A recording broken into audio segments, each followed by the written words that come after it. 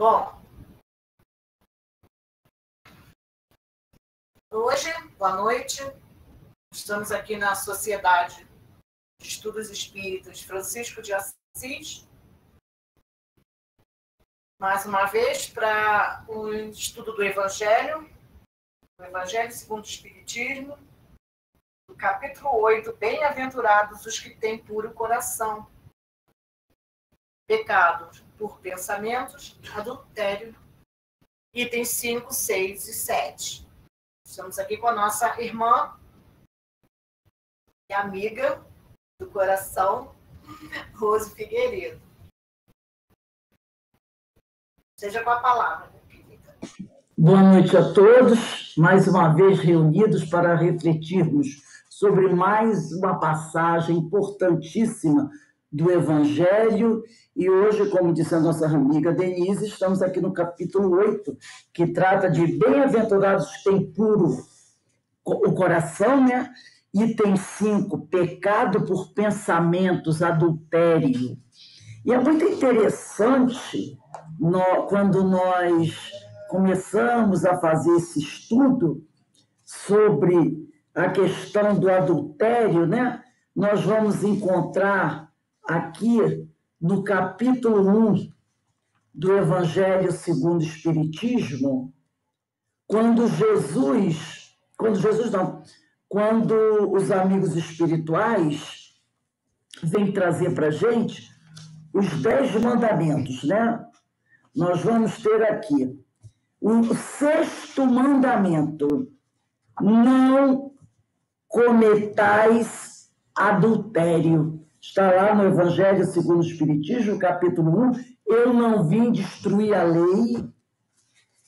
Então, nós vamos encontrar no item 2, que fala sobre Moisés, tem título Moisés, o 6º mandamento: não cometais adultério.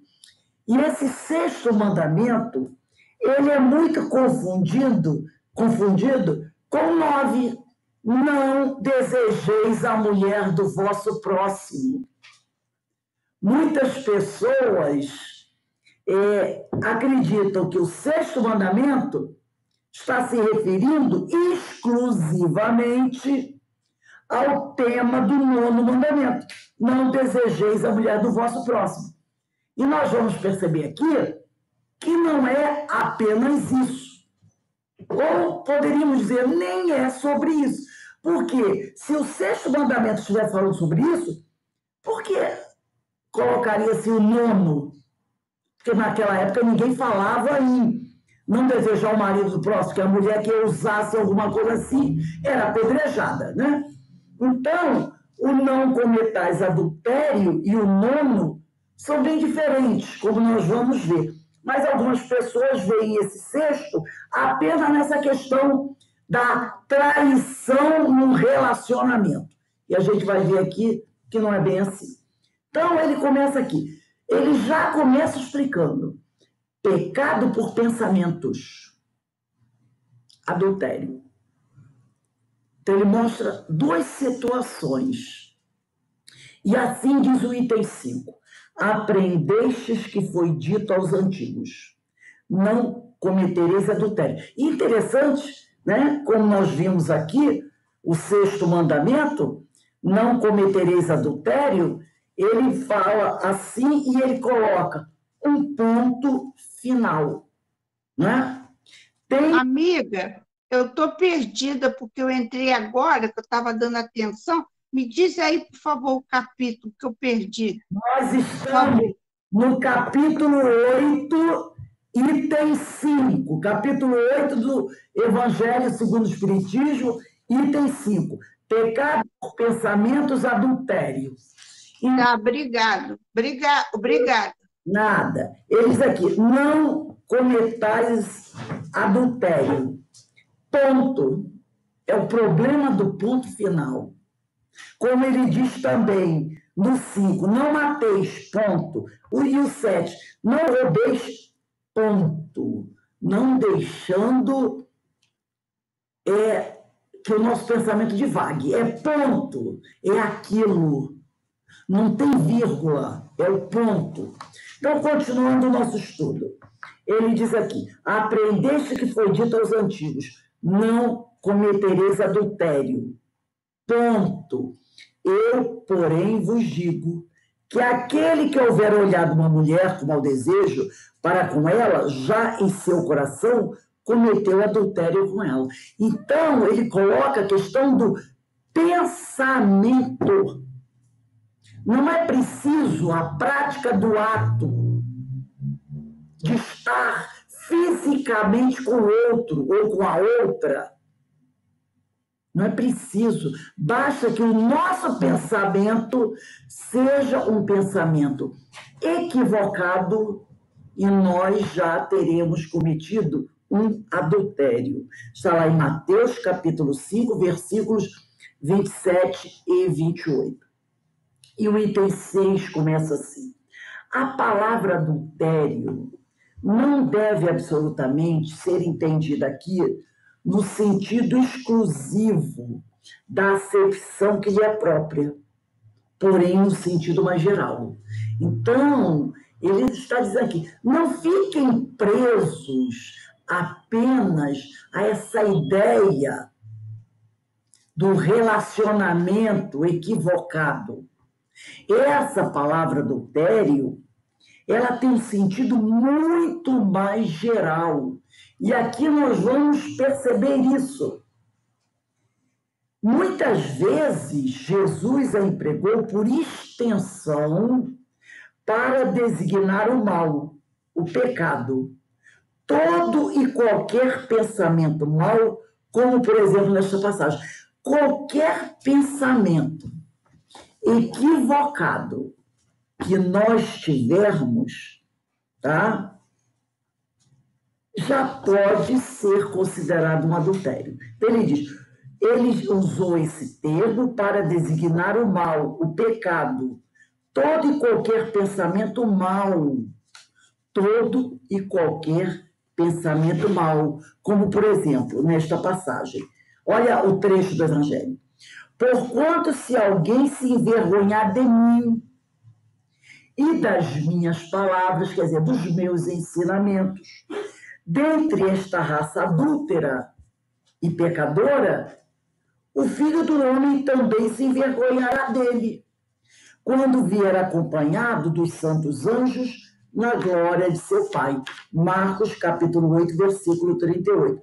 Então, ele está dizendo aqui, se qualquer um de nós não reconhecer Jesus como mestre, como modelo e como guia, e não valorizar e colocar em prática os seus ensinamentos, o Senhor também se envergonhará dele, quando vier acompanhado dos santos anjos na glória de seu Pai. Quer dizer, aquele que não aceita Jesus, que não reconhece Jesus, que não aceita, não compreende, não faz nenhum esforço por aceitar seus ensinamentos, terá muito mais dificuldades de alcançar a iluminação, de ter méritos, de conquistar aquela posição de felicidade que todos nós almejamos. E aí ele continua aqui. A verdadeira pureza não está somente nos atos, está também no pensamento. Porquanto aquele que tem puro coração nem sequer pensa no mal. Foi o que Jesus quis dizer. Ele condena o pecado mesmo em pensamento, porque é sinal de impureza. Agora nós vamos aqui falando sobre o pecado, sobre o mal, sobre essa verdadeira pureza que não está apenas nos nossos atos, mas principalmente nos nossos pensamentos. Porquanto aquele que tem puro coração nem sequer pensa no mal, aquele que tem puro coração, o mal não existe para ele, né? Então, Jesus, condena o pecado, mesmo esse pensamento, porque assim, quando o pecado é o equívoco, não é? É o equívoco, que as religiões usam como pecado.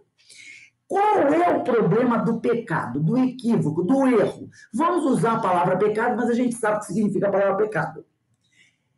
Isso é sinal de impureza. E quando a gente é impura, o nosso processo evolutivo se faz lento. Quer ver uma coisa? Hoje eu estava estudando sobre isso.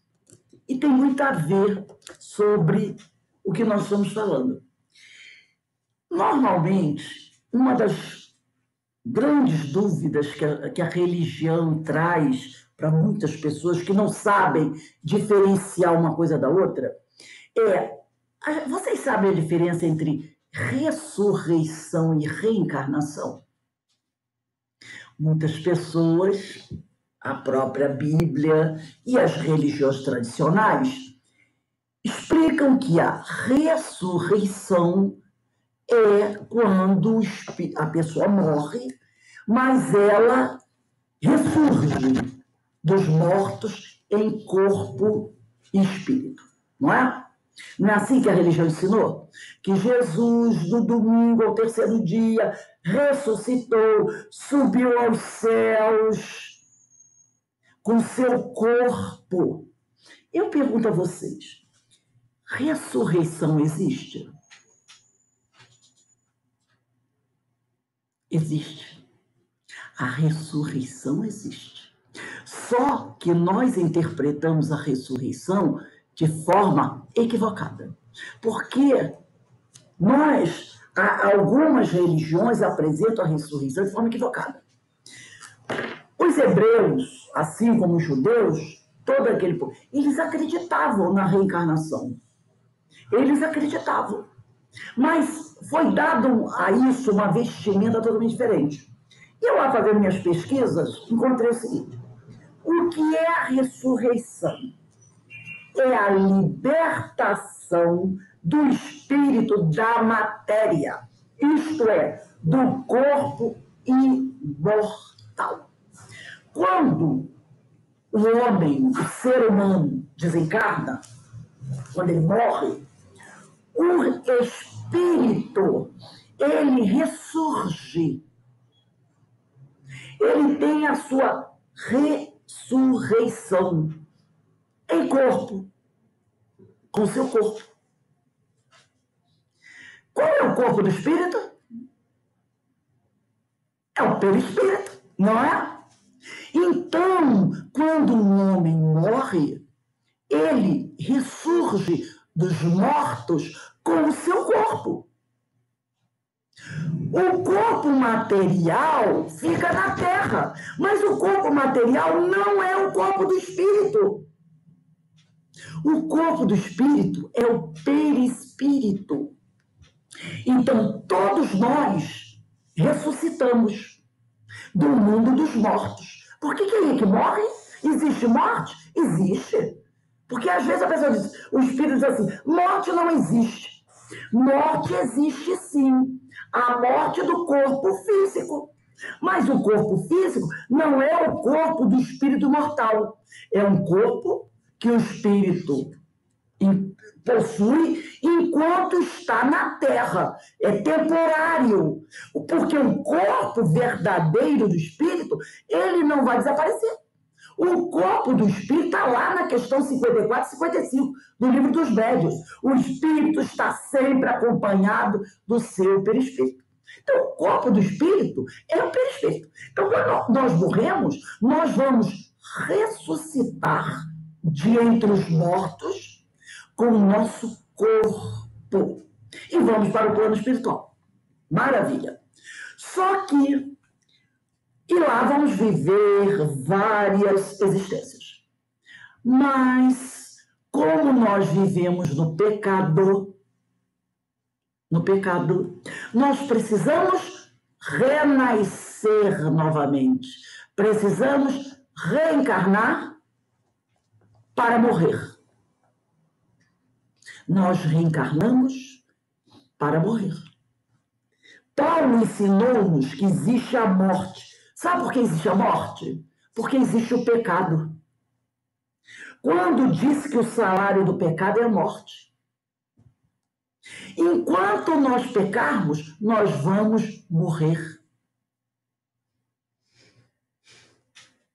Nós vamos morrer enquanto pecarmos.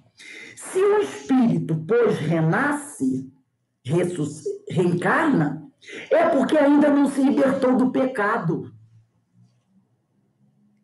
Ao se libertar do pecado, quando nós nos libertarmos do pecado, nós iremos ressuscitar dos mortos, mas não voltaremos a reencarnar.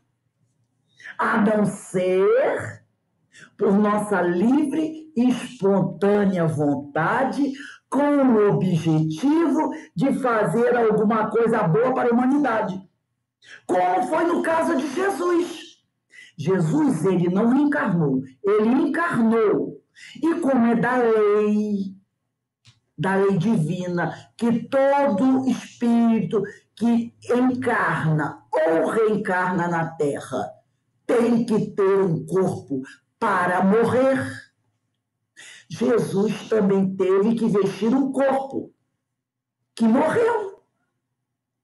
E depois que o corpo dele morreu, ele ressuscitou dos mortos no terceiro dia com o seu corpo. Só que como ele não tinha pecado, ele não precisou reencarnar novamente. E enquanto nós tivermos pecado, nós vamos reencarnar, morrer e ressuscitar dos mortos, com nosso corpo verdadeiro. Mas voltamos a reencarnar. Ficamos nesse ciclo. Lembra da chuva? Do ciclo da chuva? Enquanto tivermos um corpo, enquanto pecarmos, nós vamos reencarnar, morrer e ressuscitar. Reencarnar, morrer e ressuscitar.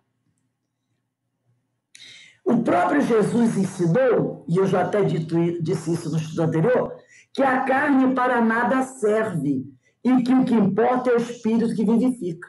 Então, lá em Romanos, capítulo 6, versículo 22 e 23, Paulo ensinou-nos que existe a morte, porque existe o pecado. Quando diz que o salário do pecado é a morte. Então, a palavra adultério, né? Jesus a empregou muitas vezes por extensão para designar o mal, o pecado. E todo pensamento mal, como por exemplo nessa passagem. Porquanto, se alguém se envergonhar de mim, das minhas palavras, dentre esta raça adúltera e pecadora, o Filho do Homem também se envergonhará dele, quando vier acompanhado dos santos anjos na glória do teu Pai. A verdadeira pureza não está somente nos atos, está também no pensamento. Porquanto aquele que tem puro coração nem sequer pensa no mal. Foi o que Jesus quis dizer. Ele condena o pecado, Jesus, mesmo em pensamento, porque é sinal de pureza. Jesus condena o pecado porque ele sabe que, enquanto estivermos pecando, teremos necessidade de morrer, ressuscitar dos mortos com o nosso corpo, mas não poderemos ficar no plano espiritual. Teremos que retornar à terra. Então, a impureza nos mantém nesse ciclo. A impureza é o pecado. Eu ressuscito, mas preciso voltar para me lavar das minhas impurezas. Porque o interessante é que se eu voltasse apenas para realizar uma tarefa para o bem, como Jesus e outros grandes espíritos, como Maria de Nazaré e outros, chegaram aqui por livre e espontânea vontade. O Senhor os convidou e eles aceitaram. Porque eles não tinham mais impureza. Eles ressuscitaram dos mortos e não tinham necessidade de voltar, porque não tinham mais pecados. Mas nós não. Nós ressuscitamos, mas temos que voltar. E é isso que... Por isso Jesus condena o pecado. Porque a gente fica preso a esse ciclo. Eu ressuscito, mas eu tenho que voltar. Eu ressuscito, mas eu tenho que voltar. Daí a importância de nós buscarmos a educação do Espírito para que eu possa ressuscitar e me libertar. E não precisar reencarnar. Então, a ressurreição, ela existe sim. Então é um equívoco quando a pessoa diz que não existe. Ele existe, porque a ressurreição é a libertação do espírito da matéria, isto é, do corpo que morre. O corpo que morre. E como disse Paulo, enquanto houver pecado, vai existir a morte. E o salário, que ele diz aqui, o salário do pecado é a morte. E morrer não é triste? Quanta saudade a gente deixa. Às vezes a pessoa não entende, cria-se uma série de problemas. É só parar de morrer. É só parar de morrer. E para parar de morrer, temos que buscar a iluminação. Porque aí eu só vou morrer se eu quiser. Quando eu vier por vontade própria, ou porque o Senhor me convidou, se você já é o Espírito iluminado, não vai negar o pedido do Senhor. Você vai aceitar com alegria. Mas aí a morte será apenas uma conclusão de uma tarefa muito bem sucedida. Mas no nosso caso, a gente morre e quando chega no plano espiritual, fica naquela tristeza, muitas vezes, porque vamos ter que reencarnar novamente, passar por toda aquela série de dores para nos purificarmos. Então, vamos colocar isso em mente. Existe ressurreição, sim. Todos nós ressuscitamos. Quando o corpo morre, e nós ressuscitamos os mortos no nosso corpo, o verdadeiro corpo do Espírito, que é o perispírito. Porque foi assim que Jesus ressuscitou. Estava certo. O Evangelho, quando traz que Jesus ressuscitou, está correto. Mas os homens, 200, 300 anos depois, modificou essa ideia, porque ao tempo de Jesus se acreditava na reencarnação. Eles adulteraram essa ideia e colocaram o pensamento de que Jesus ressuscitou em corpo de carne. E aí ficou essa ideia, que Jesus subiu aos céus em corpo de carne. Jesus nunca disse isso. Lembra quando ele encontra Maria de Magdala, que ela vai tocar? Ele disse, não, mulher, não me toque, porque eu ainda não estive com o Pai. Ele estava com o seu corpo verdadeiro, que era o seu corpo espiritual. Como todos nós temos, como todo espírito tem um corpo. E todos iremos ressuscitar com o nosso corpo, porque não pode o espírito viver sem o seu corpo, que é o perispírito, seu corpo de relação, enquanto ele está desencarnado. Então, continuando aqui. Item 7. Esse princípio de que Jesus condena o pecado, mesmo em pensamento, que é sinal de impureza, e o pecado é a razão da gente ficar naquele círculo vicioso, esse princípio suscita naturalmente a seguinte questão. Sofrem-se as consequências de um pensamento mau, embora nenhum efeito produza? Olha a pergunta. Sofrem-se as consequências de um pensamento mau, embora nenhum efeito produza? Quer dizer, o meu pensamento mau, mesmo que eu não coloque ele em prática, tem algum efeito? Tem alguma consequência? Cumpre-se, faça aqui uma importante distinção. À medida que avança na vida espiritual, a alma que enveredou pelo mau caminho se esclarece e despoja pouco a pouco de suas imperfeições, conforme o maior ou menor boa vontade que demonstre, em virtude do seu livre-arbítrio. Então, olha isso aqui. À medida que avança na vida espiritual, a alma que enveredou pelo mau caminho se esclarece. Ela enveredou pelo uso do livre-arbítrio. Tá? Se esclarece e vai, pouco a pouco, se despojando das suas imperfeições, conforme a maior ou menor boa vontade que demonstre, mostrando que a responsabilidade é nossa. Se eu demonstro boa vontade, o processo é mais rápido. Se eu demonstro má vontade, o processo é mais lento. Todo pensamento mau resulta, pois, da imperfeição da alma. Só as almas imperfeitas têm pensamentos maus.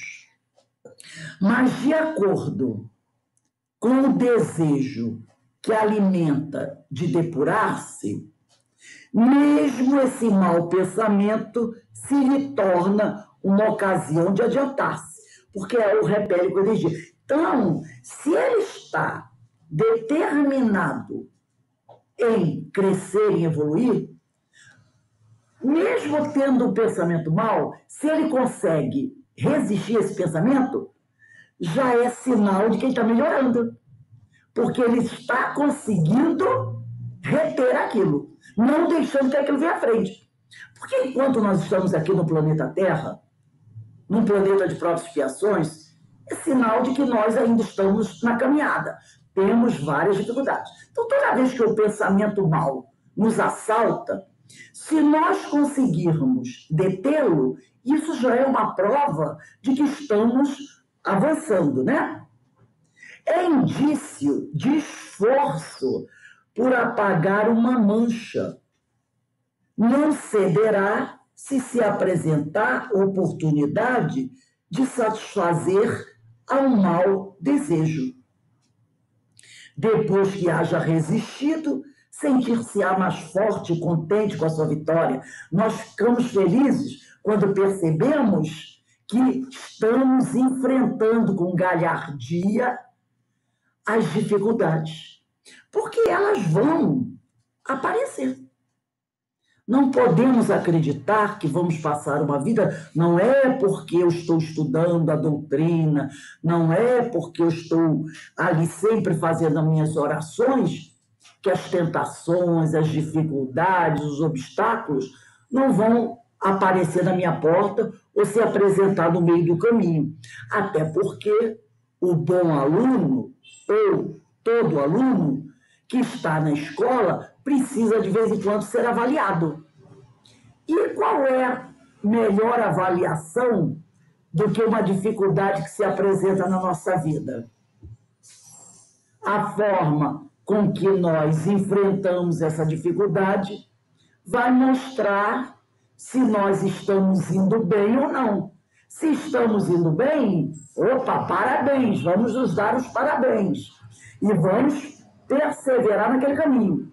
Se o resultado da avaliação for muito bom, a gente lembra o quê? Paro aqui, dou um passo atrás, observo bem a situação e recomeço, até acertar. E o Senhor nos dará inúmeras oportunidades para recomeçarmos. Né? Então, ele diz aqui, é indício de esforço por apagar uma mancha. Não cederá se se apresentar a oportunidade de satisfazer ao mau desejo. Então, não vai ceder. Se a pessoa está ali firme, perseverante, ela dificilmente vai ceder, né? Depois que haja resistido, sentir-se-á mais forte e contente com a sua vitória. Sinal de crescimento. Aquela alma, aquela que, ao contrário, não tomou boas resoluções, procura a ocasião de praticar o mau ato. E se não leva a efeito, não é por virtude da sua vontade, mas por falta de ensejo. Então, muitas pessoas, muitos espíritos, eles pensam no mal, articulam, planejam, né? Mergulham naquela situação. Mas se ele não coloca em prática, não é porque ele está forte, não é porque ele tomou boas resoluções, é porque a oportunidade não se apresentou. Porque se ela se apresentar, ele está ali firme e forte para realizar o ato. Vocês querem ver um exemplo? Muitas vezes, alguns países passam por momentos muito difíceis ao longo da história. E muitos espíritos que tinham esse pensamento mau, que tinham tudo bem planejado na sua cabeça, muitos estavam prontos para participar das grandes tragédias, mas o ensejo não aparecia. Aí basta que um se levante e diga: a temporada de desgraças está aberta.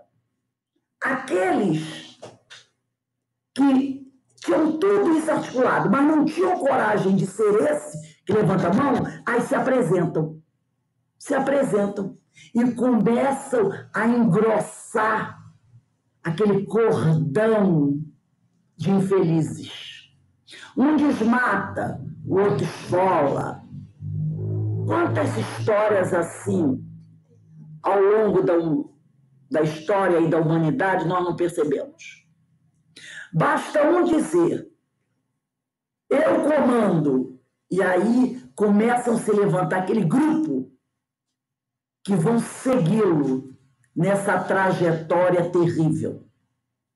Eram espíritos que tinham a vontade de praticar o mal. Mas só não faziam até então, não é por virtude da vontade, é porque a oportunidade não tinha se apresentado. Quando a oportunidade se apresentar, aí eles mergulham de cabeça. E aí é um terror. Então aqui o Evangelho diz: é pois tão culpada quanto seria se o cometesse. Então aqueles que ficam articulando as maldades, mas não têm a oportunidade de colocar em prática, são almas tão culpadas quanto seriam se realizassem seus tenebrosos pensamentos. Porque o nosso pensamento não é matéria? É matéria. Então, quando eu penso e não ajo, eu já estou pecando. E aí, o que vai acontecer? Eu vou continuar morrendo quantas vezes for necessário até que eu me purifique. E aí, quando eu estiver purificado, eu vou morrer pela última vez. Porque aí eu vou ressuscitar com o meu corpo dos mortos e não voltarei. A não ser por minha livre e espontânea vontade para fazer um trabalho de auxílio à humanidade. Será aquela ressurreição perfeita. Mas enquanto eu estiver pecando, eu vou morrer, vou ressuscitar e vou ter que novamente ressurgir aqui na Terra. Não é? E é triste isso. É triste, porque na nossa cabeça a gente tem uma ideia de ressurreição como uma coisa bonita, né? Jesus ressuscitou, subiu aos céus, que beleza. Só que ele não tinha pecado. E ele não precisou voltar. Mas nós temos. Então vamos ressuscitar, vamos, mas vamos ter que voltar. Até lavar a nossa alma das impurezas. E ele continua aqui. Em resumo, naquele que nem sequer concebe a ideia do mal, já há progresso realizado. Naquele a quem essa ideia acode, mas que a repele, há progresso. São os espíritos perfectíveis. Há progresso em vias de realizar-se, mas já é uma grande conquista. Porque a ideia acudiu, mas ele a repeliu. Há progresso em vias de realizar-se. Naquele, finalmente, que pensa no mal, e desse pensamento se compraz, que coloca em prática, e mesmo que ele não coloque em prática, mas ele pensou, o mal ainda existe, na plenitude da sua força. Então, são 3 tipos, né? Aquele que a ideia acode e ele a repele, aquele que nem pensa no mal e aquele que pensa no mal e nele se compraz e que pode ou não colocar em prática, mas só de pensar já está com sérias, ou melhor, seríssimas dificuldades. Deus, que é justo, leve em conta todas essas gradações. Leve em conta aquele que nem sequer concebe a ideia do mal e que já progrediu, naquele que a ideia acode, mas ele a repele, mostra que já tem progresso feito, né? Ou que o progresso está em via de se realizar, e aquele que mergulha e se entrega ao pecado. Então, Deus, que é justo, leve em conta todas essas gradações na responsabilidade dos atos e dos pensamentos do homem. Então, ele leva em conta esses 3 níveis, mas não só no ato praticado, mas também no pensamento. Ele analisa o pensamento e o ato. Ato e pensamento, a responsabilidade é a mesma. Pensar no mal é como colocar em prática. E aí teremos que ser responsabilizados. Então, que nós possamos nos esforçar, e muito, e será muito que teremos que nos esforçar, mas a cada momento vai ficando mais fácil se nós empreendermos essa caminhada para finalmente um dia podermos ressuscitar dos mortos e não mais morrer. E esse esforço vai nos levar a isso, não é? Esse esforço vai nos levar a isso, a ressuscitarmos como Jesus. Ele não é modelo guia?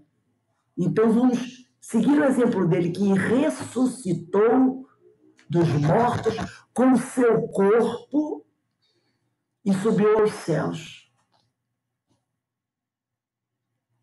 Porque se não procedermos assim, vamos ter que reencarnar e continuar morrendo. Como disse Paulo na carta aos Romanos, existe o pecado e o salário do pecado é a morte. Esse é o salário do pecado. O salário da impureza, o salário do adultério é a morte. Então, que a gente possa abrir mão desse salário. Vamos abrir mão desse salário. Vamos viver nos esforçando para nos purificarmos e um dia podermos ascender aos céus na nossa ressurreição, com o nosso corpo, verdadeiro corpo do Espírito, purificado, luminoso, para que a gente seja uma estrela, não é? Uma grande estrela que vai atravessar os céus, sempre buscando aqueles que sofrem para iluminar, para socorrer, para amparar, porque esse é o destino do Espírito. Para isso nós fomos criados, para sermos espíritos puros, trabalhadores do Senhor, grandes estrelas do firmamento. Então, que o Senhor nos abençoe, nos ampare e nos sustente em todos os momentos de nossas vidas. Então, agora eu passo a palavra para a nossa irmã Denise, para ela fazer o encerramento da nossa reunião.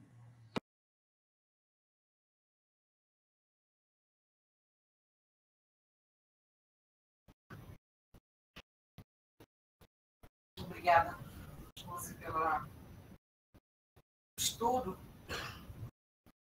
Nós estamos mais uma vez e lhe damos graças, Senhor, por tudo. Pelo estudo, esses irmãos que nos trazem todos esses conhecimentos, por estarmos aqui reunidos, estudando através da tecnologia, gratos por ela. E gratos estamos, Senhor, por esse Evangelho vivo, que é o nosso Mestre Jesus.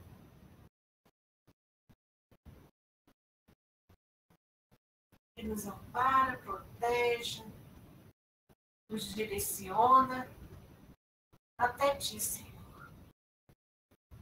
Muito obrigada, Pai, por todo esse envolvimento, por sua misericórdia e por todo o seu amor. Esteja conosco, envolvendo, protegendo, guiando todos nós, seus filhos, pelo caminho do bem. Esteja conosco, hoje e sempre, Senhor. Assim seja. Graças a Deus. Então, meus irmãos, encerramos a nossa quinta-feira de estudos. Que possamos, né, estar prontos para amanhã, encerrar a nossa semana. E todo mundo lembrando de dar a lidinha no capítulo do Nosso Lar, hein? Para que possamos estar bem antenados com o nosso estudo. Então, gente, uma boa noite para todos. Até amanhã. Boa noite. Amanhã, boa noite a todos. Nós estaremos aqui reunidos. Ó, um beijo no coração. Boa noite. Boa noite a todos. Durmam bem. Verinha, Dolores, Jorge, Marinês, Verinha, né? Ana Constantino, um beijo do coração de todos vocês. Boa noite, gente. Beijo. Até amanhã. Até amanhã. Amanhã.